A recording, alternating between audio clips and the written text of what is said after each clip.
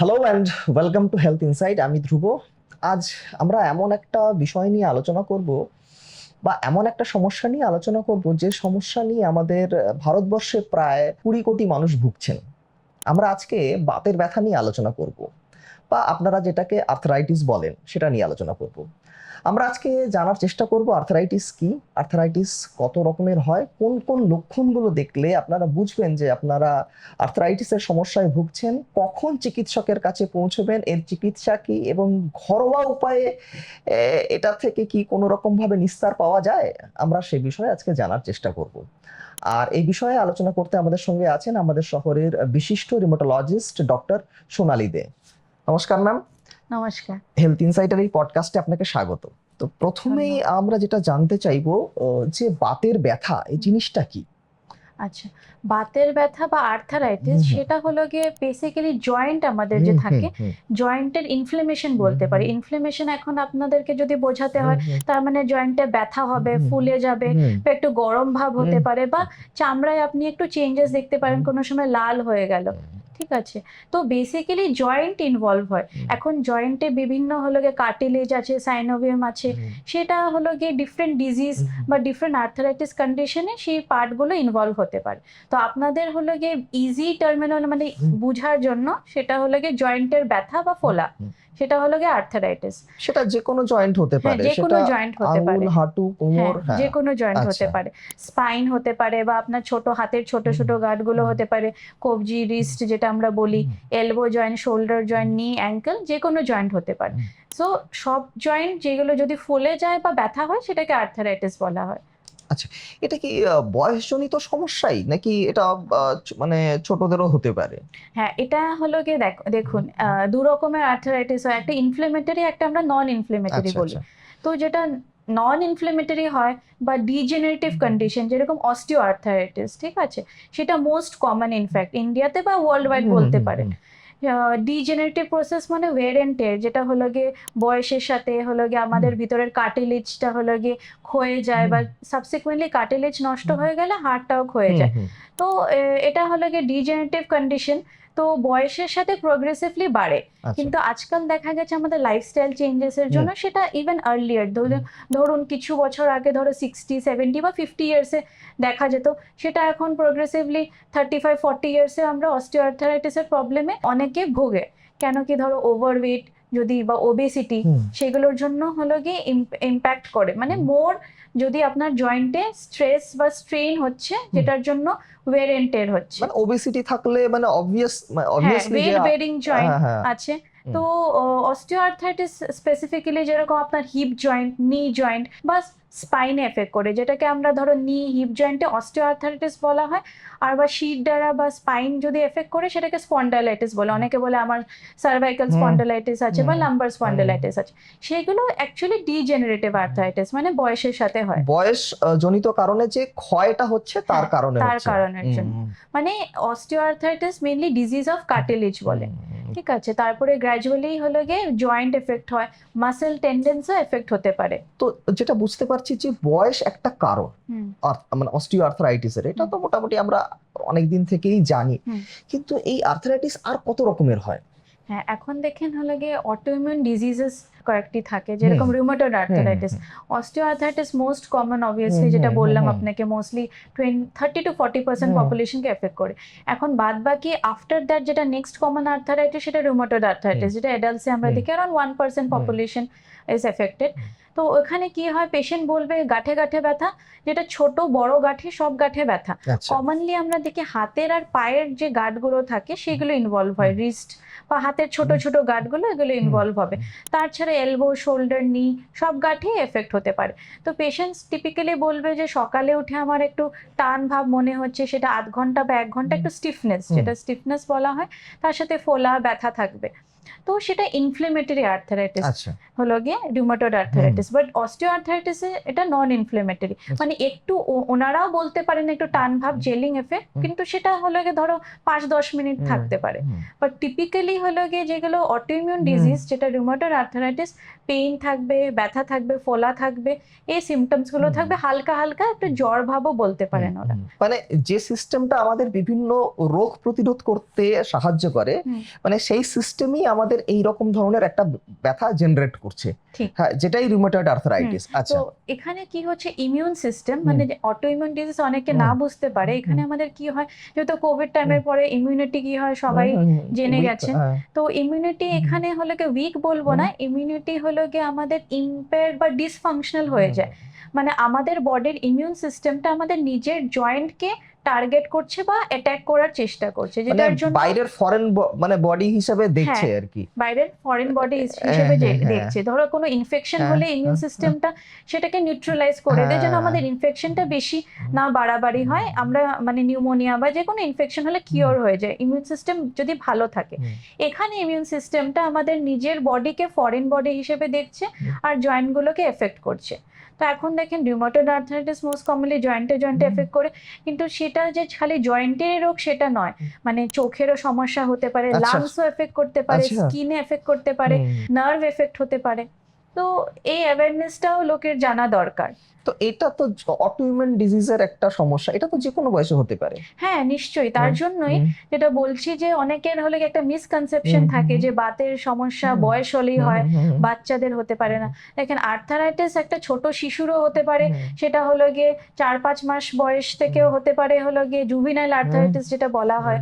ছোট ছোট বাচ্চাদের যদি ট্রিটমেন্ট না নিলে আমরা দেখি হাত পা বেঁকে যাচ্ছে। তো আর্থারাইটিস হলো গিয়ে যেগুলো অটোইমিউন ডিজিজ থেকে হয়, সেটা ইনভলভ করতে পারে অল এজ গ্রুপস, যে কোনো বয়সে হতে পারে। এখন রিউমাটয়েড আর্থারাইটিস আমরা ডিসকাস করলাম, যেটা আরেকটা আপনি বললেন জুভিনাইল আর্থারাইটিস, সেখানেও অনেকেই ডিফারেন্ট প্যাটার্নস থাকে, সেটা তো অবভিয়াসলি পেশেন্ট আইডেন্টিফাই করতে পারবে না, বাট যদি ছোট বাচ্চাদের ধরো 18 ইয়ার্স বা 16 ইয়ার্সের নিচে যদি কেউ প্রেজেন্ট করে, আমরা জুভিনাইল আর্থারাইটিস বলি। আচ্ছা। তো সেটা অবভিয়াসলি যদি হয় গাঁঠে গাঁঠে ব্যথা, হলো গিয়ে ফুলে যাচ্ছে, সকালে উঠে টান ভাব, তো ডাক্তার রিউমাটোলজিস্টকে দেখাতে হবে সেটার জন্য। আচ্ছা, একটু ম্যাম মানে টপিকের বাইরে বেরোচ্ছে, এই যে আপনি বলছেন রিউমাটোলজিস্টকে দেখাতে হবে, রিউমাটোলজিস্ট অ্যাকচুয়ালি মানে এটা কি মানে শুধুমাত্র এরা কি বাতের ব্যথারই চিকিৎসা করে? মানে আমি একটু যদি মানে দর্শকদের যদি একটু বিষয়টা একটু এক্সপ্লেন করেন, মানে কখন আপনি রিউমাটোলজিস্টের কাছে যাবেন, মানে শুধু বাতের ব্যথা হলেই না, অন্য রিজন আছে যখন আপনাকে একজন রিউমাটোলজিস্টের কাছে যেতে হবে? তো এক্স্যাক্টলি এই পয়েন্টে আমরা আসি। এখন দেখুন বাতের ব্যথা হলো গিয়ে অনেকের কনসেপশন আছে যে বাতের ব্যথা, জয়েন্টের ব্যথা রিউমাটোলজিস্ট ট্রিট করে, তার জন্য তো অর্থোপেডিক সার্জনও আছে যারা osteo arthritis, rheumatoid arthritis treat করে। বেসিক্যালি আমরা যেটা ট্রিট করি সেগুলো অটোইমিউন ডিজিজ আছে বা অটো ইনফ্লেমেটরি ডিজিজ, সেটা খুব একটা রেয়ার, আমরা আজকে ডিসকাস করব না। তো অটোইমিউন ডিজিজের মধ্যে যেগুলো অটোইমিউন আর্থারাইটিস আছে, যেরকম আমরা বললাম আপনাকে রিউমাটয়েড আর্থারাইটিস, বিভিন্ন হলো গিয়ে অর্গানস এফেক্ট হতে পারে। তারপর হলো গিয়ে আরো ডিজিজেস আছে সোরিয়াটিক আর্থারাইটিস। এখন দেখেন সোরিয়াটিক আর্থারাইটিস লক্ষণ কি থাকবে, স্কিনে র্যাশ থাকবে, সোরিয়াসিস হবে, স্ক্যাল্পেও হয়, হাতে পায়ে হয়, এক্সটেন্সর সারফেস গুলোতে হয়, মানে কনিতে হবে, নির এখানে হবে। তো অনেকে সেটা ডার্মাটোলজিস্টের কাছে গিয়ে প্রেজেন্ট করে। তো তারপর অনেকের আর্থারাইটিস হলে গিয়ে স্কিন লিশনস এর আগেও হতে পারে, তারপরেও হতে পারে, একসাথেও হতে পারে। তো এটা একটা সোরিয়াটিক আর্থারাইটিস হলো। আরেক রকমের যেটা আর্থারাইটিস থাকে সেটা স্পন্ডাইলো আর্থারাইটিস। এখানে দেখেন একটা স্পেকট্রাম হয়, এখানে হলো গিয়ে একটা পেশেন্ট ইনিশিয়ালি আইবিডি নিয়ে একটা গ্যাস্ট্রোএন্টারোলজিস্টের কাছে প্রেজেন্ট করতে পারে, মানে একটা রক্ত আমাশা হচ্ছে, ডায়রিয়া, ক্রনিক ডায়রিয়া হচ্ছে, সেটা ইনফেক্টিভ ডায়রিয়া নয়, ইনফেক্টিভ ডায়রিয়া অ্যান্টিবায়োটিক খেলে সেরে যায়, মানে এটা ক্রনিক ডায়রিয়া হচ্ছে বা ব্লাডি ডায়রিয়া হতে পারে, নন ব্লাডিও হতে পারে। গ্যাস্ট্রোএন্টারোলজিস্ট ডায়াগনোসিস করলেন আইবিডি, কিছুদিন পর দেখা গেল যে পেশেন্টের গাঁঠে গাঁঠে ব্যথা হচ্ছে বা কোমরে ব্যথা হচ্ছে, একটা টান ভাব হচ্ছে, আর অনেক সময় হয় কি চোখও লাল হয়ে যেতে পারে, চোখে লাল ভাব, চোখে ব্যথা, রোদে দেখতে ঝাপসা, উনি দেখতে পারছেন না, তো ইউভিআইটিস হয়।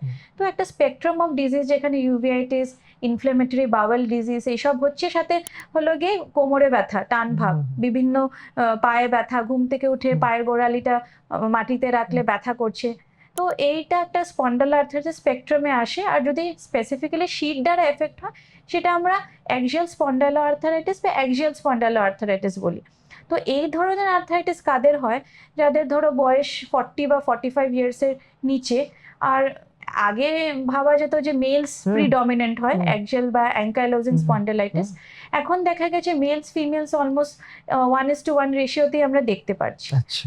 তো দেখেন অটোইমিউন ডিজিজগুলো যেহেতু বললাম যে হুম। ডিসফাংশনাল ইমিউনিটির জন্য হুম। হচ্ছে, তো তার জন্য খালি জয়েন্টই এফেক্ট হবে সেটা নয়, মানে আপনার বডির অন্য অর্গানসগুলো এফেক্ট হতে পারে।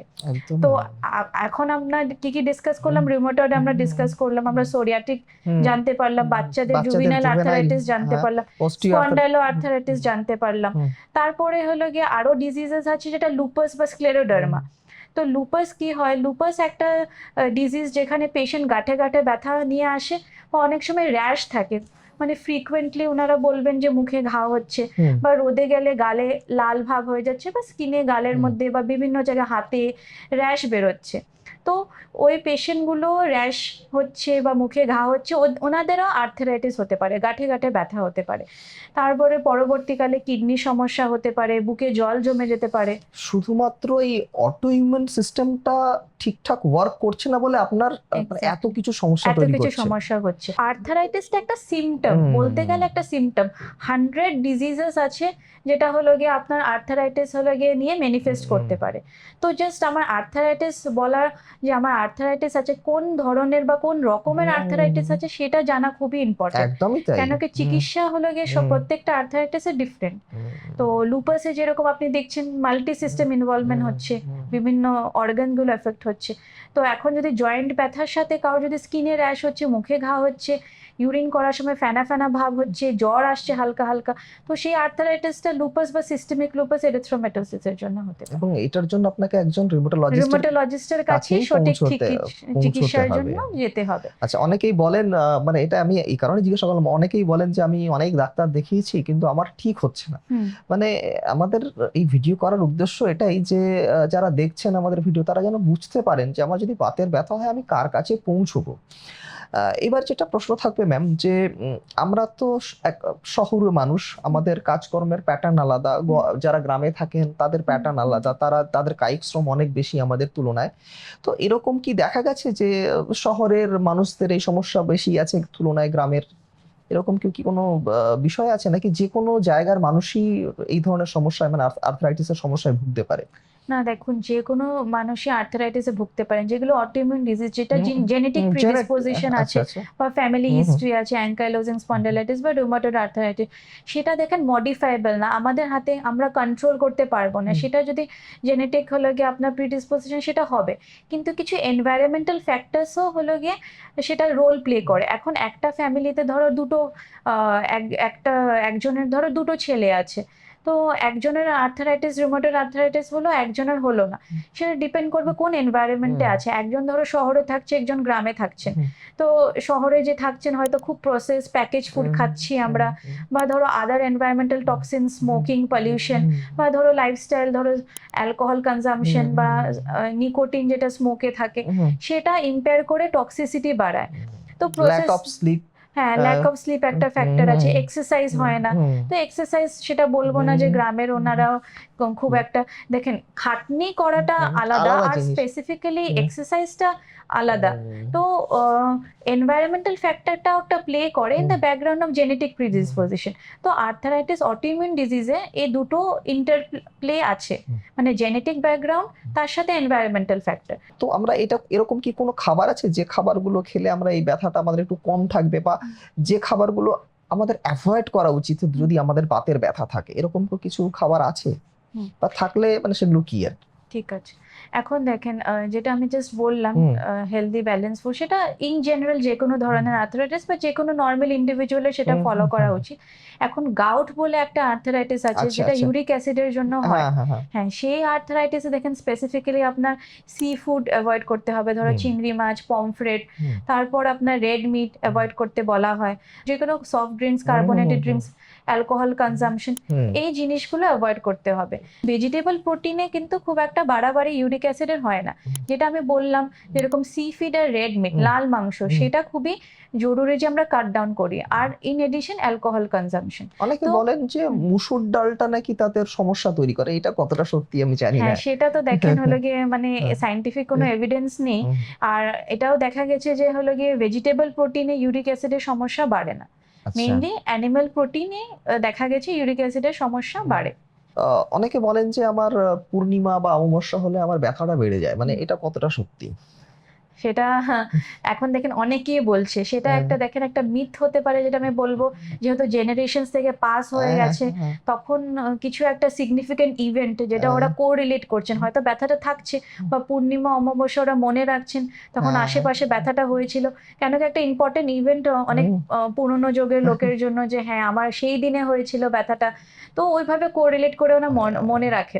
আরেকটা জিনিস যেটা দেখা গেছে আমি বলবো, হয়তো যেহেতু অনেকেই বলেন, আমি এটা বলতে পারবো না যে খুব মানে ডিসএগ্রি করতে পারবো না, হয়তো কিছু বেসিস আছে, কিন্তু লিটারেচারে বা সায়েন্টিফিক স্টাডি প্রুভ করতে পারে নাই।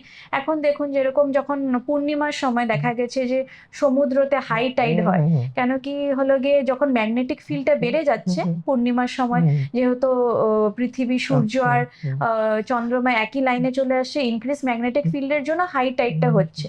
যেহেতু আমাদের বডিতেও 70-80% ওয়াটার কন্টেন্ট আছে, কিন্তু যেহেতু এটা ক্লোজড স্পেস আছে, সমুদ্র তো ওপেন স্পেস, তো ম্যাগনেটিক ফিল্ডের ইনফ্লুয়েন্স আছে, কিন্তু আমাদের বডিতে জল থাকলেও ম্যাগনেটিক ইনফ্লুয়েন্স ক্লোজ স্পেসে খুব একটা এফেক্ট করতে পারে না। তো হয়তো কিছুটা এফেক্ট থাকছে, কিন্তু কোনো স্টাডিজ সেটা প্রুভ করতে পারে না আজ অব্দি। তো আমি বলতে পারবো না যে এটা সঠিক কিনা যে পূর্ণিমা অমাবস্যাতে ব্যথাটা বেড়ে যাচ্ছে, কতটা এটা সত্যি। আচ্ছা, আরেকটা জিনিস, চিকিৎসায় আমরা আসবো, কিন্তু তার আগে যেগুলো মানুষ করেন আর কি, ব্যথা হলে অনেক সময় বিভিন্ন রকম তেল বা মলম ইউজ করেন, মানে সেটা মানে কতটা ঠিক, মানে ওটা করলে কি সমস্যা মিটে যায়, নাকি ওটাকে সাময়িক স্বস্তির জন্য ঠিক আছে? না দেখেন, সেটা খালি সাময়িক সিমটমস আপনার রিলিফ করবে। মালিশ করা দেখেন যে কোনো আর্থারাইটিসে খুব একটা রিকমেন্ডেড না। ধরো আপনি কিছু অয়েন্টমেন্ট, যেটা লোকাল স্প্রে বা লোকাল অ্যাপ্লিকেশন অয়েন্টমেন্ট, সেটা জাস্ট একটু অ্যাপ্লাই করতে হয়, খুব মাসাজ করাটা কোনো সময় ভালো হবে না। আর সেটা সিমটোমেটিক রিলিফ। লং টার্ম দেখেন আমাদের উদ্দেশ্য থাকে, লং টার্ম হলো গিয়ে ইমপ্রুভমেন্ট, বাতের রোগটাকে বন্ধ করা। কেন কি মোস্টলি যেগুলো বাতের রোগ, অটোইমিউন ডিজিজ বা গাউটি হোক, যেটার জন্য ওষুধ আপনার খেতে হবে। তো খালি মাসাজ করলে তো বা কিছু অয়েন্টমেন্ট লাগালে বা তেল লাগালে হবে না। যদি আপনার সমস্যা মানে অটোইমিউন রিলেটেড হয়, তখন তো ওটা আপনার মানে হয়তো সাময়িক স্বস্তি দেবে, একটু ব্যথাটা একটু কম থাকবে, কিন্তু আপনার যে কারণে হচ্ছে সেই কারণটা তো চিকিৎসা হলো না।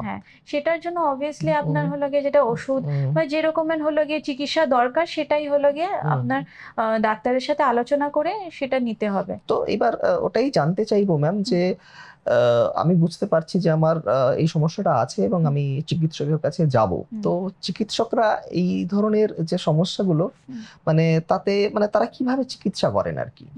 বিভিন্ন রকমের আর্থারাইটিস আছে, যেটা আমি আগে প্রথমেও বললাম। এখন আরেকটা আর্থারাইটিস যেটা আমি ইনফেকশন রিলেটেড বা সেপটিক আর্থারাইটিস হয়, অনেক সময় দেখবেন হলো গিয়ে কোভিডের পরও অনেকে আর্থারাইটিস কমপ্লেন করেছে, বা কোনো সময় একটা ভাইরাল ইনফেকশনের পরও একটু গায়ে ব্যথা, জয়েন্টে জয়েন্টে ব্যথা হয়। তো এখন যে ইনফেক্টিভ আর্থারাইটিস, সেপটিক আর্থারাইটিস, সেটা জেনারেলি একটা জয়েন্টেই হবে, সেটা অবভিয়াসলি অ্যান্টিবায়োটিক্স দিয়ে ট্রিট করতে হবে, আমাদের জয়েন্ট বের করে কালচার করতে হবে কি ইনফেকশন, কি অর্গানিজম আছে, তো অ্যান্টিবায়োটিক দিয়ে ট্রিটমেন্ট করা হবে। এখন অনেক সময় পোস্ট ভাইরাল হয়, কিছু একটা ভাইরাল ইনফেকশনের পর যদি আর্থারাইটিস একটু গায়ে গায়ে ব্যথা, তো অনেক সময় সেটা থেকে যায়। এখন সেটা কোনো ভাইরাল ইনফেকশন কোভিডের জন্য বা ডেঙ্গুর জন্য বা চিকেনগুনিয়ার জন্য হচ্ছে কিনা সেটা ডিপেন্ড করবে। তো স্পেসিফিক আলাদা টেস্ট করে আমাদের কনফার্ম করতে হবে। তো সিমটোমেটিক অনেক সময় ধরো পেইন কিলার্স গুলো দিয়ে হয়ে যায়, কিন্তু যদি ক্রনিক হয় 3 মাসের উপরেও যদি পোস্ট ভাইরাল আর্থারাইটিস থেকে যায়, যেটা চিকেনগুনিয়াতে আমরা কমনলি দেখি, তো তখন সেগুলো হলো গিয়ে যেরকম বাতের ওষুধ আলাদা হয়, ডিমার্টস যেগুলোকে আমরা বলি ডিজিজ মডিফাইং ড্রাগস, সেগুলো অনেক সময় খেতে হয় তাদের। তো এটা পোস্ট ইনফেক্টিভ আর্থারাইটিস। এখন যেগুলো রিউমেটয়েড আর্থারাইটিস বা যেটা আমরা বললাম সোরিয়াটিক আর্থারাইটিস, যাদের স্কিন লিশনস হয় বা স্পন্ডাইলো আর্থারাইটিস বা জুভিনাল আর্থারাইটিস, সেই ধরনের রোগে আপনার ডাক্তারকে দেখিয়ে বাতের ওষুধ খেতে হবে। মানে রোগটা কন্ট্রোল করতে হবে লং টার্ম, যেন আপনার হাত পা বেঁকে না যায়। কেন কি, যেহেতু এটা বুঝতে পারছেন জেনেটিক প্রিডিসপোজিশন থাকে, অটো ইমিউনিটির জন্য হচ্ছে, তো আপনার হলো কি আপনার জেনেটিক মেকআপটা তো চেঞ্জ করা যাবে না, কিন্তু যেরকম সুগারের patient, diabetes, thyroid long term ওষুধ খেয়ে যেতে হয়, সেরকম আর্থারাইটিস এর মেডিসিন খেয়ে রোগটাকে কন্ট্রোল রাখা যায়। তো আপনার লং টার্ম খেতে হবে। তো এই যে ওষুধগুলো যে আপনারা নির্বাচন করেন, তো নিশ্চয়ই বিভিন্ন আপনি যে ক্যাটাগরির কথা বললেন, প্রত্যেকটা ক্যাটাগরির অনুযায়ী ওষুধও আলাদা হয়, এমন তো নয় যে অনেকে আছেন যারা দিনের পর দিন ব্যথার ওষুধ কিনে খাচ্ছেন, তো এটা তো একদমই ঠিক নয়। এবং আপনাকে রোগটাও নির্ধারণ করতে হবে এবং যে রোগের যে ওষুধ সেই ওষুধই আপনাকে খেতে হবে। এবার যেটা কথা হচ্ছে যে আমার আর্থারাইটিস আছে, আমাকে কি কি টেস্ট করতে হবে যাতে বোঝা যায় যে আমার এই মানে আর্থারাইটিসের টাইপটা কি, মানে জেনারেলি কি কি ধরনের টেস্ট হয়?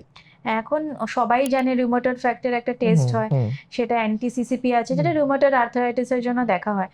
আর তারপর সোরিয়াটিক আর্থারাইটিসের জন্য স্পেসিফিক্যালি আলাদা করে টেস্ট নেই, সেটা doctor clinical symptom, skin rash বা কোন জয়েন্ট এফেক্ট হয়েছে সেগুলো দেখে বলি, কেন কি different diseases particular joint predilection আছে, তো সেটা আমাদের দেখতে হয় কোন ডিজিজ কোন জয়েন্ট আছে। আবার অ্যাঙ্কাইলোজিং স্পন্ডিলাইটিস অনেক সময় HLA-B27 পজিটিভ হয়, কিন্তু যদি নেগেটিভ থাকে এটার মানে নয় যে হলো গিয়ে ওই রোগটা নেই। মানে অনেক সময় এটাও ডাক্তারবাবু হতে পারে হলো গিয়ে HLA-B27 নেগেটিভ আছে, তারপরেও পেশেন্টের স্পন্ডাইলার আর্থারাইটিস থাকতে পারে বা সিরো নেগেটিভ রুমেটয়েড আর্থারাইটিস থাকতে পারে। তো সেটা পেশেন্ট ডিসাইড করতে পারবেন না, তার জন্য আপনার ডাক্তারের কাছে একদমই যেতেই তাই, হবে। একদম। মানে আপনি টেস্ট করে নিয়ে এসেছেন, আপনার নেগেটিভ এসছে, তার মানে এই নয় যে আপনার নেগেটিভই আছে। মানে একজন আর বা ডাক্তারবাবু পজিটিভ থাকলেও যে রিউমেটয়েড আছে সেটা নয়। অনেক সময় এরকমও হয়, অনেক পেশেন্ট আমাদের কাছে আসে যে রিউমেটয়েড ফ্যাক্টর ধরুন 20 বা 25, সেটার কাট অফ হলো গিয়ে 10, একটু হাতে পায়ে ব্যথা হয়েছে, রিউমেটয়েড ফ্যাক্টর পজিটিভ হয়েছে, ধরো কাউকে জেনারেল হলো গিয়ে কোনো জায়গায় দেখিয়েছেন, ওরা রিউমেটোলজিস্টের কাছে রিপোর্ট নিয়ে এসছে। এখন just border line rheumatoid factor positive থাকাই মানে যে রিউমেটয়েড আর্থারাইটিস হচ্ছে সেটা নয়। অনেক সময় অনেক জাস্ট কিছু ভাইরাল ইনফেকশন, আর্লি আমাদের কিছু ইনফেকশন হলে এরকম পজিটিভ চলেই আসতে পারে। তার জন্য একটু ব্যথা হলে, 1 সপ্তাহ 2 সপ্তাহ ব্যথা হলে আমি রিউমেটয়েড ফ্যাক্টরটা টেস্ট করিয়ে নেব, সেটা করা উচিত না। কেন কি অনেক সময় এরকম পজিটিভ আছে, সেটা পরে নেগেটিভও হয়ে যেতে পারে। যখন হলো গিয়ে আপনার ব্যথা হচ্ছে, আপনার ডাক্তারকে দেখাতে হবে, আপনি নিজে টেস্টটা করে আপনি ডায়াগনোসিস করতে পারবেন না, সেটা আরো কনফিউশন ক্রিয়েট করবে। অনেক সময় একটা ডাউট থেকে যাবে আমার কেন রিউমেটয়েড ফ্যাক্টরটা পজিটিভ থাকলো, আমার কি সেটা রিউমেটয়েড আর্থারাইটিস নেই।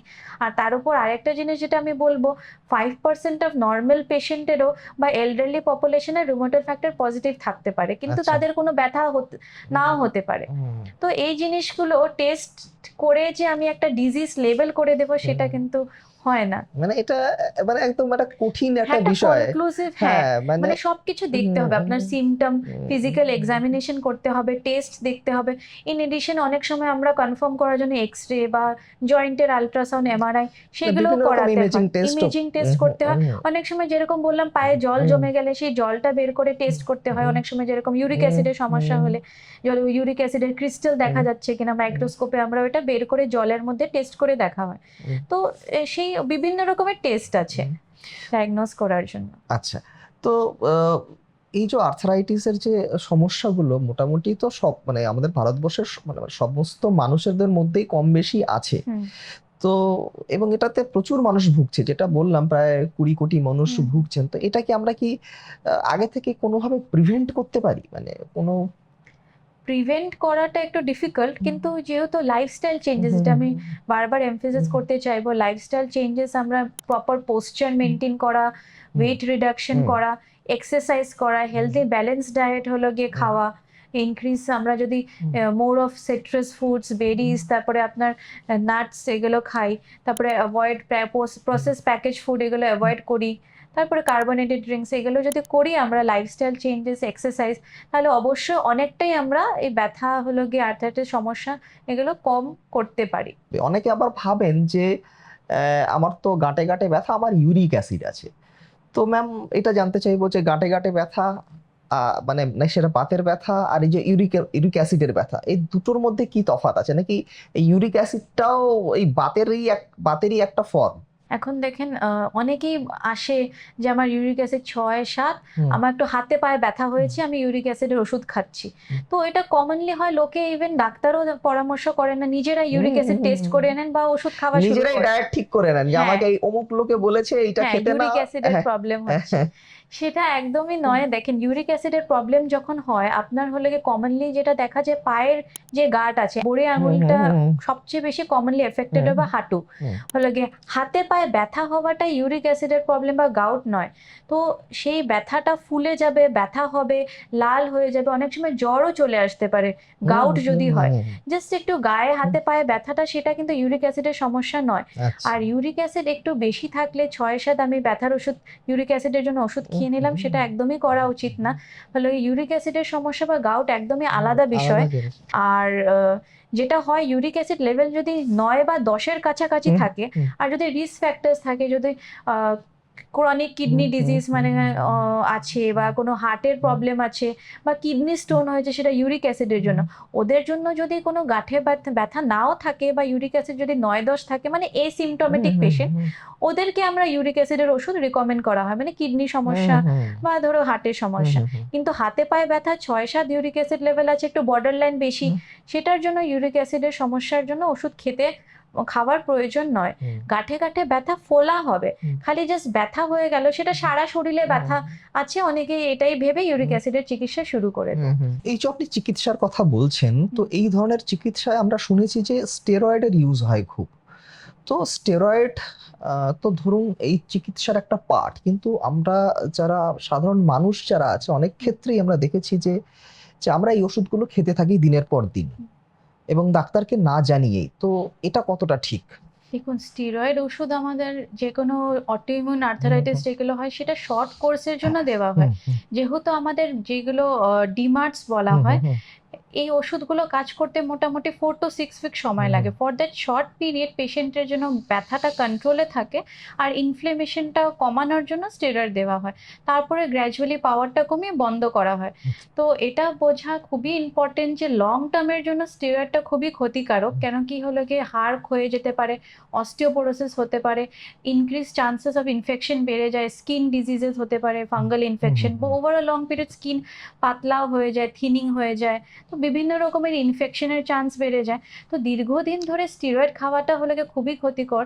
কেন কি হলো গিয়ে, ডিজিজটা আপনার হল্ট করবে না, ব্যথাটা কমাবে, কিন্তু ডিজিজ মডিফাইং ড্রাগস যেগুলো থাকে, যেরকম মিথোট্রেক্সিড, লেফলুনামাইড, বা ইভেন বায়োলজিক ড্রাগস হুম, আজকাল হুম, চলে হুম, হুম, এসছে। হুম, সেটা হলো গিয়ে খুবই ভালো, যদি পেশেন্ট অ্যাফোর্ড করতে পারে। হুম, সেটা গ্র্যাজুয়ালি, যদি পেশেন্ট হলো গিয়ে যে ট্যাবলেটগুলো দিচ্ছি হুম, সেটাতে রেসপন্ড না করলে দেওয়া হয়। হুম। বাট স্টেরয়েড খেয়ে হলো গিয়ে রোগটা কন্ট্রোল করা দীর্ঘদিনের জন্য, সেটা একদমই রিকমেন্ডেড নয়। মানে এতে মানে এতে মানুষের যতটা না উপকার হবে তার থেকে ক্ষতিই বেশি হবে। হুম, ক্ষতি। হ্যাঁ, এটা একটা পার্ট দেওয়া হয় ব্যথাটাকে সাময়িক স্বস্তি দেওয়ার জন্য। কিন্তু এরকম নয় যে আপনি আ সেই ট্যাবলেটটি দীর্ঘদিন ধরে আপনি খেয়ে গেলেন এবং চিকিৎসককে জানালেনও এবং নিজের মতন করে খেয়ে গেলেন। কেননা যে ওটা খেলে আপনার ব্যথাটা ঠিক থাকে। কিন্তু অ্যাকচুয়ালি ওটা ট্রিটমেন্টের মানে অ্যাকচুয়াল ট্রিটমেন্ট ওটা নয় আরকি। হুম, এক্সাক্টলি। অ্যাকচুয়াল ট্রিটমেন্ট নয়। যেটা ডিমার্টস বলা হয়, হুম, হুম, সেই ডিজিজটা খেলেই আপনার হাড় যে ক্ষয়ে যাচ্ছে, হুম, যে বেসিক হলে গিয়ে যে আপনার প্যাথোলজিটা হচ্ছে অটোইমিউন ডিজিজে, অটোইমিউন আর্থারাইটিসে, সেই জিনিসটা স্টেরয়েড কিন্তু করবে না। ইনফ্যাক্ট হলো গিয়ে আপনার হাড় ক্ষয়ে যাবে, অস্টিওপোরোসিস হবে লং টার্মে। অস্টিওপোরোসিস মানে জেনারেলাইজড আপনার বোন কোয়ালিটিটা খুবই খারাপ হয়ে গেছে, বা পুয়ার বলতে পারি। হুম, আপনার চান্সেস অফ ফ্র্যাকচার বেড়ে যাবে, আর বিভিন্ন রকমের ইনফেকশনের হুম, চান্সেস বেড়ে হুম। যাবে। তার জন্য স্টেরয়েড লং টার্ম খাওয়া একদমই রিকমেন্ডেড নয়। তো আপনার কাছে লাস্ট হ্যাঁ। যেটা আমরা জানতে চাইবো যে এখনো যারা ওই ব্যথার মলম ইউজ করে হুম। যাচ্ছেন দোকান থেকে পেইন কিলার কিনে কিনে খাচ্ছেন, বিভিন্ন রকম স্প্রে ইউজ করছেন, তো তাদের উদ্দেশ্যে আপনার কি বলার থাকবে যারা এখনো ডাক্তারের কাছে পৌঁছচ্ছেন না? হ্যাঁ, তাদেরকে আমি এটাই বলতে চাইবো, দেখেন বিভিন্ন রকমের হলো গিয়ে বাতের সমস্যা হয়। খালি বাত, আমি যেরকম বললাম, একটা সিম্পটম। হুম, অনেকগুলো ১০০ টার উপর ডিজিজ আছে। কোন ধরনের আপনার বাতের সমস্যা হচ্ছে সেটা জানা খুবই জরুরি। না হলে আপনার হলে গিয়ে চিকিৎসা সঠিকভাবে করা যাবে হুম, না। তার জন্য আপনি যদি ফার্মেসি থেকে জাস্ট পেইন হুম, কিলার হুম, কিনে খেয়ে নিয়েছেন হুম, বা স্প্রে ইউজ হুম, হুম, করছেন, আপনার বাতের সমস্যা সারবে না। হুম, সেটা সঠিক জায়গায় গিয়ে হুম, আপনার রিউমাটোলজিস্টকে দেখিয়ে চিকিৎসা করাটা খুবই জরুরি। আর তাছাড়া আমি লাস্ট যেটা এড করতে চাইবো, healthy balance diet, regular exercise করা খুবই জরুরি। আর আপনাদের হলো গিয়ে বাকি fast food, process package food এগুলো যেটা আপনি আগেও খাওয়াটা একটু বললেন। হ্যাঁ কমিয়ে দেওয়া হ্যাঁ, উচিত। অনেকে এক্সারসাইজের কথা বললে অনেকে বলেন আমি তো প্রচুর সারাদিন খাটাখাটনি করি, তো আর কি এক্সারসাইজের দরকার হয়? তো অ্যাকচুয়ালি সেটা কিন্তু এক্সারসাইজের মধ্যে পড়ে না। সেটা এক্সারসাইজের মধ্যে পড়ে না, হ্যাঁ। আপনার স্পেসিফিক জয়েন্ট হুম। রিলেটেড এক্সারসাইজটা করা জরুরি, যেটা ব্যাক মাসল স্ট্রেংথেনিং এক্সারসাইজ বা কোর মাসল স্ট্রেংথেনিং এক্সারসাইজ, হাঁটুর জন্য কোয়াড্রিসেপ মাসল আছে সেই স্ট্রেংথেনিং এক্সারসাইজগুলো, মানে পার্টিকুলার জয়েন্ট রিলেটেড মাংসপেশির এক্সারসাইজগুলো করতে হবে। জাস্ট আমি হাঁটাচলা করছি বা অনেক ভারী পরিশ্রম করছি সেটা এক্সারসাইজের মধ্যে পড়ছে না। থ্যাংক ইউ ম্যাম, এত সুন্দর ইনফরমেশন আমাদের সঙ্গে শেয়ার করার জন্য। নিশ্চয়ই আবার অন্য কোনো ঠিক দিন আছে। আমরা আপনাকে পাবো। ঠিক তো আছে। আজ এই পর্যন্তই, আবার দেখা হবে অন্য কোনো দিন অন্য কোনো এপিসোডে। আর যদি আপনাদের আর্থ্রাইটিস নিয়ে কোনো প্রশ্ন থাকে আপনার কমেন্ট বক্সে লিখে জানাতে পারেন। ম্যামের একটি নাম্বার আমরা ডেসক্রিপশন বক্সে দিয়ে রাখলাম, আপনারা কিন্তু নিঃসংকোচে কিন্তু সেখানে যোগাযোগ করতে পারেন। এখনো যদি আপনারা আমাদের চ্যানেলটি সাবস্ক্রাইব না করে থাকেন, করে রাখুন, কারণ আমরা এখানে হেলথ রিলেটেড বিভিন্ন বিষয় নিয়ে আমরা আলোচনা করি এবং যেগুলি শুনলে আপনারা একদম উপকৃত হবেন। নমস্কার।